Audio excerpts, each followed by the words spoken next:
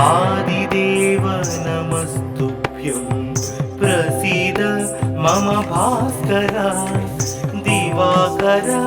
नमस्तुभ्यं प्रभाकर नमोस्तुते सप्तास्वरधमारूढं प्रचण्डं कश्यपात्मजं श्वेतपद्मधरं देवं तं सूर्यं प्रणमाम्यहम् लोहितं रथमारूढं सर्वलोकपितामहं महापापहरं देवं तं सूर्यं प्रणमाम्यहम् त्रैगुण्यं च महासूरं ब्रह्म विष्णु महेश्वरं महापापहरं देवं तं सूर्यं प्रणमाम्यहम् रुहितं तेजसां पुञ्जं वायुमाकाशमेव च प्रभुं च सर्वलोकानां तं सूर्यं प्रणमाम्यहम् बन्धूकपुष्पसङ्कासं हारकुण्डलभूषितम् एकचक्रधरं देवं तं सूर्यं प्रणमाम्यहम् विश्वेशं विश्वकर्तारं महातेजः प्रदीपनं महापापहरं देवं तं सूर्यं प्रणमाम्यहम् तं सूर्यं जगतां नाथं ज्ञानविज्ञानमोक्षदं महापापहरं देवं तं सूर्यं प्रणमाम्यहम् सूर्याष्टकं पठे नित्यं ग्रहपीडा प्रणाशनम् अपुत्रो लभते पुत्रं दरिद्रो धनवान् भवेत् अमिषं मधुपानं च यः करोति रवेर्भिः सप्तजन्म भवेत् रोगी जन्म कर्म दरिद्रता त्रितैलमधुमांसानि हस्त्यजिस्तूरवेर्धिनि न व्याधिशोकदारिद्र्यं सूर्यलोकं स गच्छति आदिदेव नमस्तुभ्यं प्रसीद मम भास्कर दिवाकर नमस्तुभ्यं प्रभाकर नमोस्तुते सप्तास्वरधमारूढं प्रचण्डं कश्यपात्मजं श्वेतपद्मधरं देवं तं सूर्यं प्रणमाम्यहम् लोहितं रथमारूढं सर्वलोकपितामहं महापापहरं देवं तं सूर्यं प्रणमाम्यहम् त्रैगुण्यं च महासूरं ब्रह्म विष्णु महेश्वरं महापापहरं देवं तं सूर्यं प्रणमाम्यहम् रुहितं तेजसां पुञ्जं वायुमाकाशमेव च प्रभुं च सर्वलोकानां तं सूर्यं प्रणमाम्यहम् बन्धूकपुष्पसङ्कासं हारकुण्डलभूषितम् एकचक्रधरं देवं तं सूर्यं प्रणमाम्यहम् विश्वेशं विश्वकर्तारं महातेजः प्रदीपनं महापापहरं देवं तं सूर्यं प्रणमाम्यहम् तं सूर्यं जगतां नाथं ज्ञानविज्ञानमोक्षदं महापापहरं देवं तं सूर्यं प्रणमाम्यहम् सूर्याष्टकं पठे नित्यं ग्रहपीडा प्रणाशनम् अपुत्रो लभते पुत्रं दरिद्रो धनवान् भवेत् अमिषं मधुपानं च यः करोति रवेर्धिने सप्त जन्म भवेद् रोगी जन्म कर्म दरिद्रता त्रितैल मधुमांसानि हस्त्यजिस्तुरवेर्धिनि न व्याधिशोकदारिद्र्यं सूर्यलोकं स गच्छति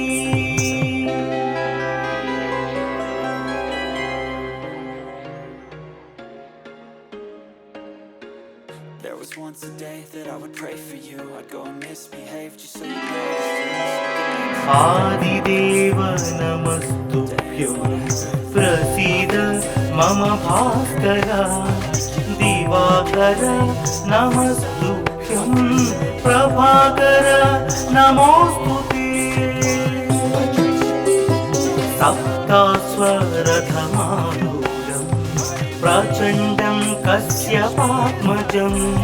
श्वेतपद्मधरं देवं तं सूर्यं प्रणमाम्यहम् लोहितं रथमारूढं सर्वलोकपितामहं महापापहरं देवं तं सूर्यं प्रणमाम्यहम् त्रैगुण्यं च महासूर्यं ब्रह्म विष्णु महेश्वरं महापापहरं देवं तं सूर्यं प्रणमाम्यहम् रुहितं तेजसां पुञ्जं वायुमाकाशमेव च प्रभुं च सर्वलोकानां तं सूर्यं प्रणमाम्यहम् बन्दूकपुष्पसङ्कासं हारकुण्डलभूषितम् एकचक्रधरं देवं तं सूर्यं प्रणमाम्यहम् विश्वेशं विश्वकर्तारं महातेजः प्रदीपनं महापापहरं देवं तं सूर्यं प्रणमाम्यहम् तं सूर्यं जगतां नाथं ज्ञानविज्ञानमोक्षदं महापापहरं देवं तं सूर्यं प्रणमाम्यहम् सूर्याष्टकं पठे नित्यं ग्रहपीडा प्रणाशनम् अपुत्रो लभते पुत्रं दरिद्रो धनवान् भवेत् अमिषं मधुपानं च यः करोति रवेर्धिने सप्त जन्म भवेद् रोगी जन्म कर्म दरिद्रता त्रितैल मधुमांसानि हस्त्यजिस्तुरवेर्धिनि न व्याधिशोकदारिद्र्यं सूर्यलोकं स गच्छति आदिदेव नमस्तुभ्यं प्रसीद मम भास्कर दिवा दिवाकर नमस्तुभ्यं प्रभाकर नमोऽस्तुते सप्तास्वरथमारूढं प्रचण्डं कश्यपात्मजं श्वेतपद्मधरं देवं तं सूर्यं प्रणमाम्यहम् लोहितं रथमारूढं सर्वलोकपितामहं महापापहरं देवं तं सूर्यं प्रणमाम्यहम् त्रैगुण्यं च महासूरं ब्रह्म विष्णु महेश्वरं महापापहरं देवं तं सूर्यं प्रणमाम्यहम् रुहितं तेजसां पुञ्जं वायुमाकाशमेव च प्रभुं च सर्वलोकानां तं सूर्यं प्रणमाम्यहम् बन्दूकपुष्पसङ्कासं हारकुण्डलभूषितम् एकचक्रधरं देवं तं सूर्यं प्रणमाम्यहम् विश्वेशं विश्वकर्तारं महातेजः प्रदीपनं महापापहरं देवं तं सूर्यं प्रणमाम्यहम् तं सूर्यं जगतां नाथं ज्ञानविज्ञानमोक्षदं महापापहरं देवं तं सूर्यं प्रणमाम्यहम् सूर्याष्टकं पठे नित्यं ग्रहपीडा प्रणाशनम् अपुत्रो लभते पुत्रं दरिद्रो धनवान् भवेत् अमिषं मधुपानं च यः करोति रवेर्धिनी सप्तजन्म भवेद् रोगी जन्म कर्म दरिद्रता त्रितैलमधुमांसानि हस्त्यजिस्तुरवेदिनी न व्याधिशोकदारिद्र्यं सूर्यलोकं स गच्छति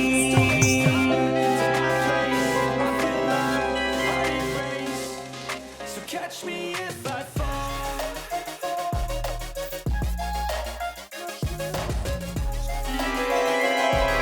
आदिदेव नमस्तुभ्यं प्रसीद मम भास्कर दिवाकर नमस्तुभ्यं प्रभाकर नमोऽस्तुते सप्तास्वरथमारूढं प्रचण्डं कश्यपात्मजं श्वेतपद्मधरं देवं तं सूर्यं प्रणमाम्यहम् लोहितं रथमारूढं सर्वलोकपितामहं महापापहरं देवं तं सूर्यं प्रणमाम्यहम् त्रैगुण्यं च महासूरं ब्रह्म विष्णु महेश्वरं महापापहरं देवं तं सूर्यं प्रणमाम्यहम् रुहितं तेजसां पुञ्जं वायुमाकाशमेव च प्रभुं च सर्वलोकानां तं सूर्यं प्रणमाम्यहम् बन्दूकपुष्पसङ्कासं हारकुण्डलभूषितम् एकचक्रधरं देवं तं सूर्यं प्रणमाम्यहम् विश्वेशं विश्वकर्ता महातेजः प्रदीपनं महापापहरं देवं तं सूर्यं प्रणमाम्यहम् तं सूर्यं जगतां नाथं ज्ञानविज्ञानमोक्षदं महापापहरं देवं तं सूर्यं प्रणमाम्यहम् सूर्याष्टकं पठे नित्यं ग्रहपीडा प्रणाशनम् अपुत्रो लभते पुत्रं दरिद्रो धनवान् भवेत् अमिषं मधुपानं च यः करोति रवेर्धिने सप्त जन्म भवेत् रोगी जन्म कर्म दरिद्रता त्रितैला मधुमांसानि हस्त्यजित्सुरवेर्धिनि न व्याधिशोकदारिद्र्यं सूर्यलोकं स गच्छति आदिदेव नमस्तुभ्यं प्रसीद मम भास्कर दिवाकर नमस्तुभ्यं प्रभाकर नमोस्तुते सप्तास्वरथमारूढं प्रचण्डं कश्यपात्मजं श्वेतपद्मधरं देवं तं सूर्यं प्रणमाम्यहम् लोहितं रथमारूढं सर्वलोकपितामहं महापापहरं देवं तं सूर्यं प्रणमाम्यहम् त्रैगुण्यं च महासूरं ब्रह्म विष्णु महेश्वरं महापापहरं देवं तं सूर्यं प्रणमाम्यहम् रुहितं तेजसां पुञ्जं वायुमाकाशमेव च प्रभुं च सर्वलोकानां तं सूर्यं प्रणमाम्यहम् बन्दूकपुष्पसङ्काशं हारकुण्डलभूषितम् एकचक्रधरं देवं तं सूर्यं प्रणमाम्यहम् विश्वेशं विश्वकर्तारं महातेजः प्रदीपनं महापापहरं देवं तं सूर्यं प्रणमाम्यहम् तं सूर्यं जगतां नाथं ज्ञानविज्ञानमोक्षदं महापापहरं देवं तं सूर्यं प्रणमाम्यहम् सूर्याष्टकं पठे नित्यं ग्रहपीडा प्रणाशनम् अपुत्रो लभते पुत्रं दरिद्रो धनवान् भवेत् अमिषं मधुपानं च यः करोति रवेर्धिने सप्त जन्म भवेत् रोगी जन्म कर्म दरिद्रता त्रितैला मधुमांसानि हस्त्यजित्सुरवेर्धिनि न व्याधिशोकदारिद्र्यं सूर्यलोकं स गच्छति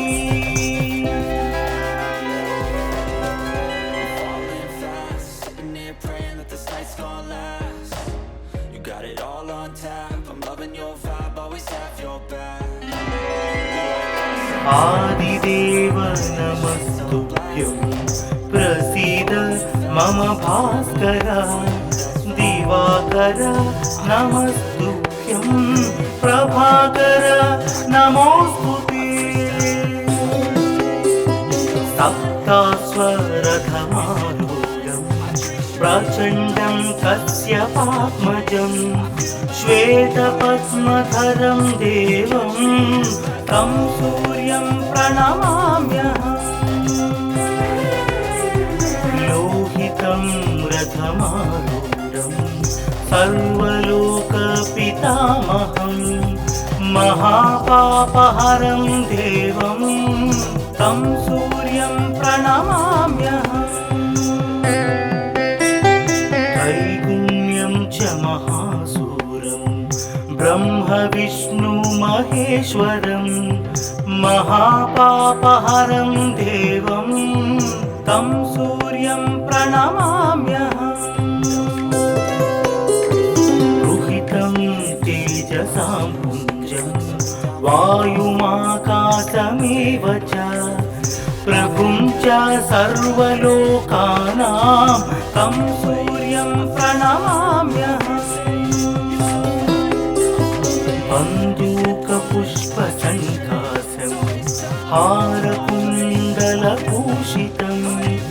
एकचक्रधरं देवं तं सूर्यं प्रणमाम्यहम् विश्वेशं विश्वकर्तारं महातेजः प्रदीपनं महापापहरं देवं तं सूर्यं प्रणमाम्यहम् तं सूर्यं जगतां नाथं ज्ञानविज्ञानमोक्षदं महापापहरं देवं तं सूर्यं प्रणमाम्यहम् सूर्याष्टकं पठे नित्यं ग्रहपीडा प्रणाशनम् अपुत्रो लभते पुत्रं दरिद्रो धनवान् भवेत् अमिषं मधुपानं च यः करोति रवेर्धिने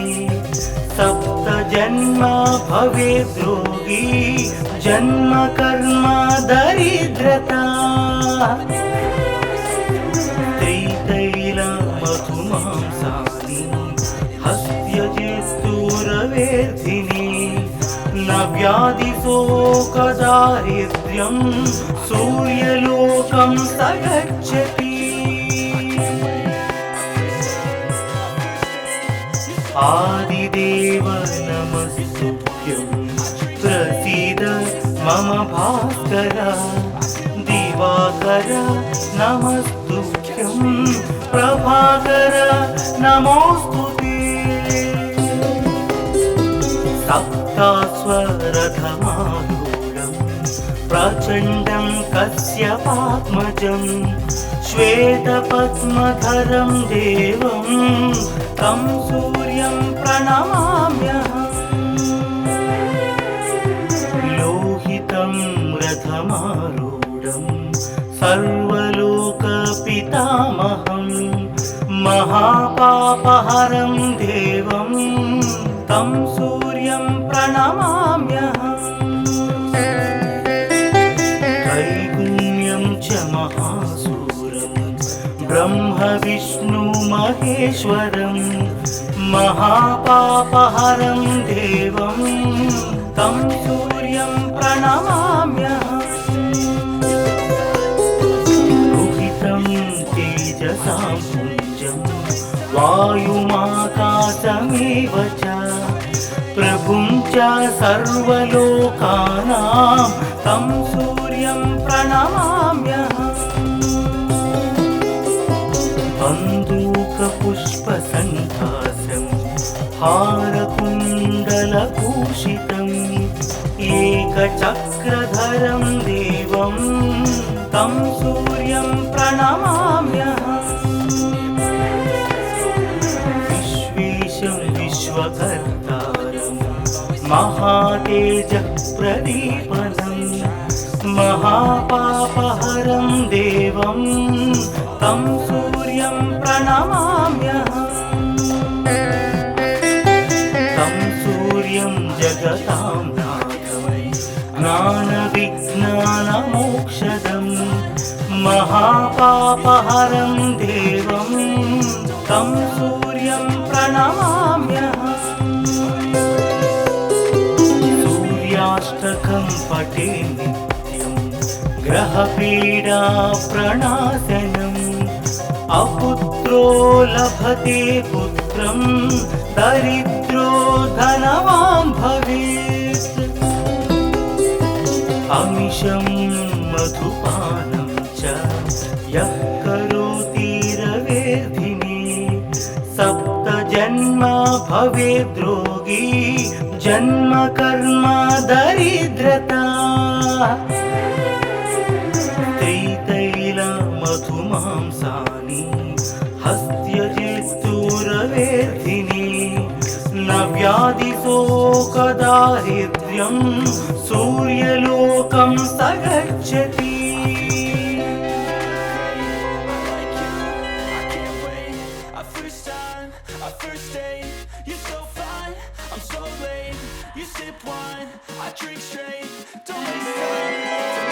आदिदेव नमस्तुभ्यं प्रसीद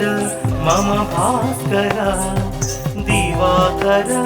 नमस्तुभ्यं प्रभाकर नमोस्तुते सप्तास्वरथमारूढं प्रचण्डं कश्यपात्मजं श्वेतपद्मधरं देवं तं सूर्यं प्रणमाम्यहम् लोहितं रथमारूढं सर्वलोकपितामहं महापापहरं देवं तं सूर्यं प्रणमाम्यहम् त्रैगुण्यं च महासूरं ब्रह्म विष्णु महेश्वरं महापापहरं देवं तं सूर्यं प्रणमाम्यहम् रुहितं तेजसां पुञ्जं वायुमाकाशमेव च प्रभुं च सर्वलोकानां तं सूर्यं प्रणमाम्यहम् बन्दूकपुष्पसङ्कासं हारकुण्डलभूषितम् एकचक्रधरं देवं तं सूर्यं प्रणमाम्यहम् विश्वेशं विश्वकर्तारं महातेजः प्रदीपनं महापापहरं देवं तं सूर्यं प्रणमाम्यहम् तं सूर्यं जगतां नाथं ज्ञानविज्ञानमोक्षदं महापापहरं देवं तं सूर्यं प्रणमाम्यहम् सूर्याष्टकं पठे नित्यं ग्रहपीडा प्रणाशनम् अपुत्रो लभते पुत्रं दरिद्रो धनवान् भवेत् अमिषं मधुपानं च यः करोति रवेर्धिने सप्तजन्म भवेद्रोगी जन्म कर्म दरिद्रता त्रितैलमधुमांसानि हस्त्यजित्तुरवेर्धिने न व्याधिशोकदारिद्र्यं सूर्यलोकं स गच्छति आदिदेव नमस्तुभ्यं प्रसीद मम भास्कर दिवाकर नमस्तुभ्यं प्रभाकर नमोस्तुते सप्तास्वरथमारूढं प्रचण्डं कश्यपात्मजं श्वेतपद्मधरं देवं तं सूर्यं प्रणमाम्यहम्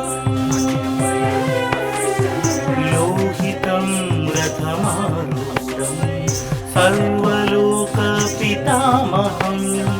महापापहरं देवं तं सूर्यं प्रणमाम्यहम् त्रैगुण्यं च महासूरं ब्रह्म विष्णु महेश्वरं महापापहरं देवं तं सूर्यं प्रणमाम्यहम् रुहितं तेजसां पुञ्जं वायुमाकाशमेव च प्रभुं च सर्वलोकानां तं सूर्यं प्रणमाम्यहम् बन्दूकपुष्पसङ्काशं हारकुण्डलभूषितम् एकचक्रधरं देवं तं सूर्यं प्रणमाम्यहम् विश्वेशं विश्वकर्तारं महातेजःप्रदीपनं महापापहरं देवं तं सूर्यं प्रणमाम्यहम् तं सूर्यं जगतां नाथं ज्ञानविज्ञानमोक्षदं महापापहरं देवं तं सूर्यं प्रणमाम्यहम् सूर्याष्टकं पठे नित्यं ग्रहपीडा प्रणाशनम्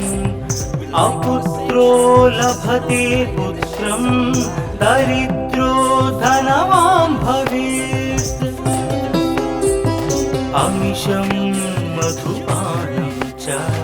यः करोति रवेधिनी सप्तजन्म भवेद् रोगी जन्म कर्म दरिद्रता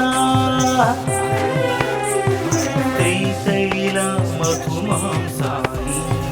हस्त्यजिस्तुरवेदिनी न व्याधिशोकदारिद्र्यं सूर्यलोकं स गच्छति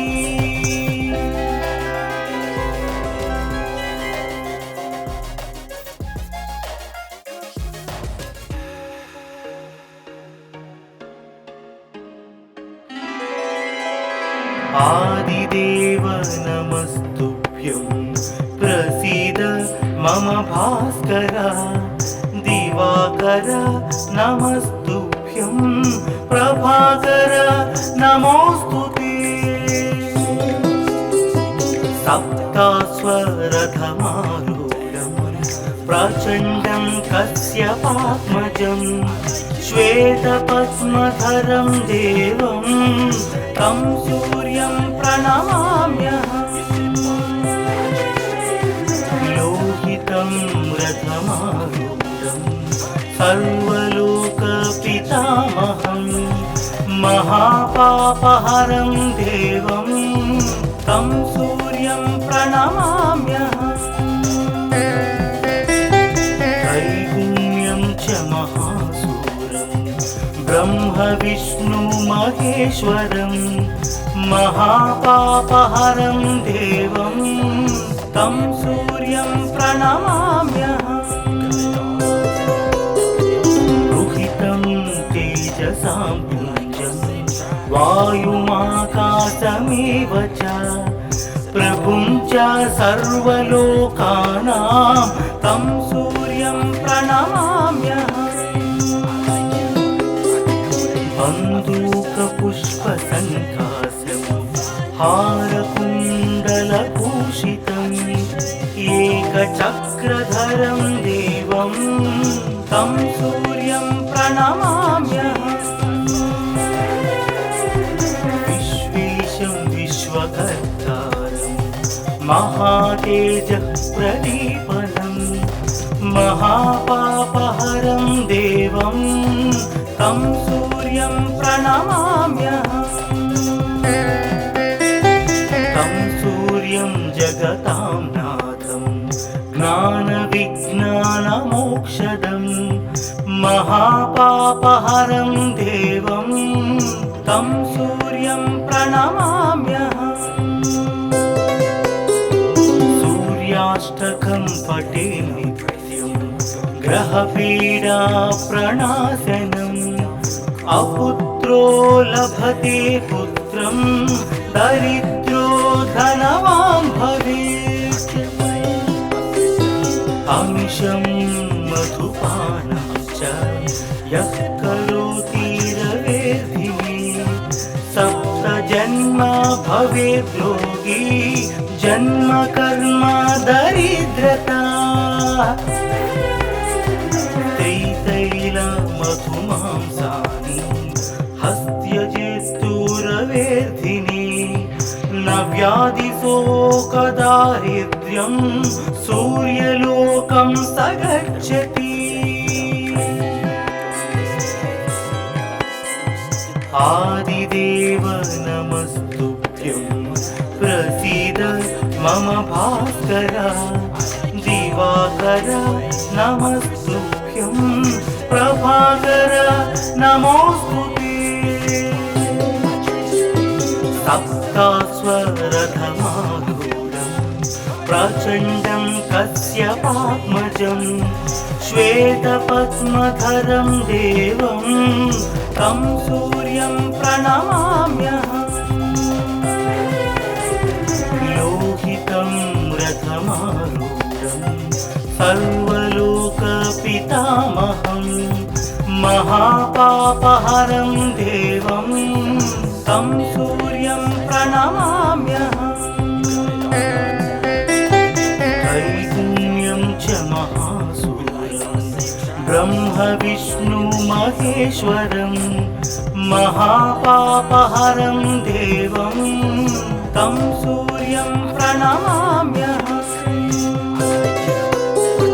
रुहितं तेजसां पुञ्जं वायुमाकाशमेव च प्रभुं च सर्वलोकानां तं सूर्यं प्रणमाम्यहम् बन्दूकपुष्पसङ्कासं हारकुण्डलभूषितम् एकचक्रधरं देवं तं सूर्यं प्रणमाम्यहम् विश्वेशं विश्वकर्तारं महातेजः प्रदीपनं महापापहरं देवं तं सूर्यं प्रणमाम्यहम् तं सूर्यं जगतां नाथं ज्ञानविज्ञानमोक्षदं महापापहरं देवं तं सूर्यं प्रणमाम्यहम् सूर्याष्टकं पठे नित्यं ग्रहपीडा प्रणाशनम् अपुत्रो लभते पुत्रं दरिद्रो धनवान् भवेत् अमिषं मधुपानं च यः करोति रवेर्धिने सप्त जन्म भवेत् रोगी जन्म कर्म दरिद्रता त्रितैल मधुमांसानि हस्त्यजेस्तुरवेर्धिने न व्याधिशोकदारिद्र्यं सूर्य